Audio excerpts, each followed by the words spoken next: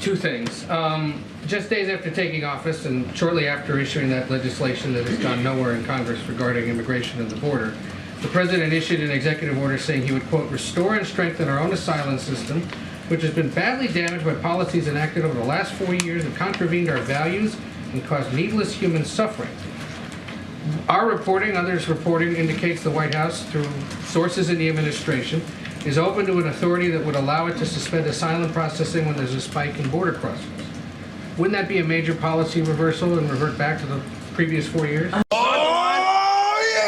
I'm just not going to go into sourcing from here. I'm not going to get into specifics. There are negotiations happening. Not going to negotiate from the podium. I'm going to let the conversation happen. We have to find a bipartisan compromise. What? Bro, what are you talking about, man?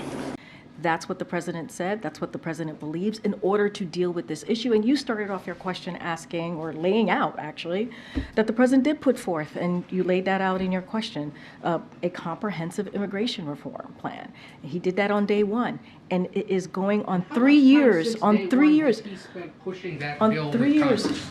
Here's the Because he's thing. met with them on foreign policy, Right. on fiscal cliffs, And we on have- budget, and and it's we- never been about No, I hear immigration. you, Ed. Hell yes. We have regular conversations with congressional leaders and congressional staff about an array of issues, including this.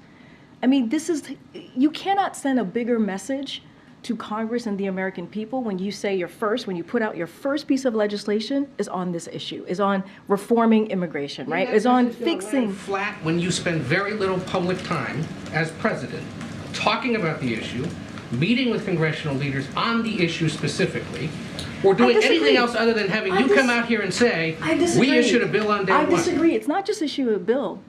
Like, not too long ago, back in the spring, we put forth policies on trying to make sure that, because Congress didn't help. Oh my God. On trying to put forth policies that try to make the immigration system humane, right? Humane and actually dealing with the issue that we're seeing at the border. We have taken policy actions after policy actions without the help from Congress. Without, right? And so that is being consistent here. And when you put forth the first piece of legislation to be on this issue that has been broken for decades, I mean, that's what he did as president. That's taking it very, very seriously. Mitch McConnell alluded to a conversation he had with the president last week. I'm not asking you for names, but can you at least confirm that the president has spoken with lawmakers directly on the ongoing talks to get the supplemental done? The president has been in regular touch with congressional leaders on this issue, and obviously so has his staff. And amid everything else today, did he spend any time watching what his son had to say outside the Capitol? So just a couple of things on that, and I want to be really clear. Look, as you know, Hunter Biden is a private citizen, and so I certainly would refer you to his representatives.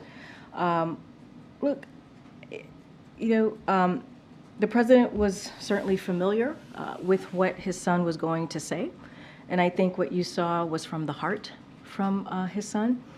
And you've heard me say this. You've heard the president say this. When it comes to the president and the first lady, they are proud of him continuing to rebuild his life. They are proud of their son. But I do want to say a couple of things here that I think I can touch on, is that the president is also focused on the important work of the American people. We just went back and forth about what's happening at the border and how he wants to make sure that we secure the border, and the work that he and his team has been doing on negotiating to make sure that there's a bipartisan compromise. Hold up.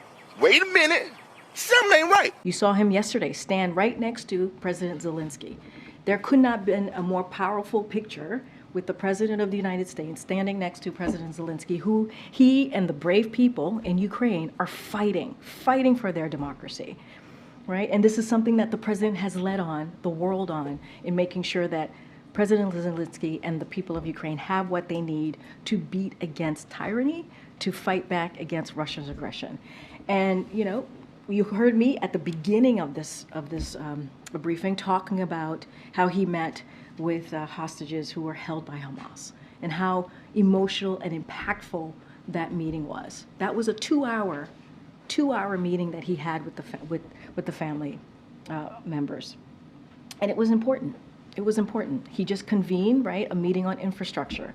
So he's going to remain focused on making sure that we continue to deliver for the American people. That's what the president has done since day one. And No. that's, well, I'll leave it there. Right here. Okay, Thank you so I much. was going to call on you. You were. Yeah, okay. Thank you very much. Is it likely that any legislation that gets to the president's desks that extends military funding for Ukraine includes policy changes as it relates to immigration, U.S. immigration policy? Look, negotiations are currently happening. Not going to get into hypotheticals from here. I know, saying, but is it you're, likely is it likely, which policy is a hypothetical. I'm going to let the negotiations happen. Not going to get into specifics from here. I'm going to let the negotiators do their work. And once we have, certainly, once there's something to share, we will share that. You sit on a throne of lies. President Zelensky spent a full day here in Washington yesterday. He had an all-senators meeting. He met with the House Speaker. He met with the President. No minds appear to be changed as a result of all of the meetings that he had. So what did he accomplish by coming here to Washington? Well, negotiations are still happening. So we'll see. I think, look, President Zelensky has made multiple trips here before. This is someone who speaks passionately. Look at this. Somebody come look at this. He's a leader of a country that's at war against Russia, who invaded their country. I remember listening to him talk about what they're going through, the children, the people, the folks who have lost their lives, who have lost everything. I mean, who else is it better to hear from directly than President Zelensky? And I think it was an important visit for him to be here. I think it was incredibly important for him to talk to senators, for him to talk to House members, for him to stand right here in the White House next to President Biden to answer your question. What? And to speak very forcefully and passionately about what's going on. Almost 2 years. Almost 2 years. Just think about the lives that they've lost. But yet, they fought very bravely. Very bravely. And so I think it was good that President Zelensky, the president was happy to host him here and have a conversation with him, and I think it was important for him to be here. I am the way your son don't need a gun to get. Does the White House have a plan to address what is likely going to be a wave of legislation in state houses next year restricting LGBTQ rights and gender-affirming care? For example, there's already more than 20 of these kind of bills in Missouri. I mean, look, we saw something very similar just last year, right? In the last, I wouldn't say last year, but in the last state legislative. I'm out of here.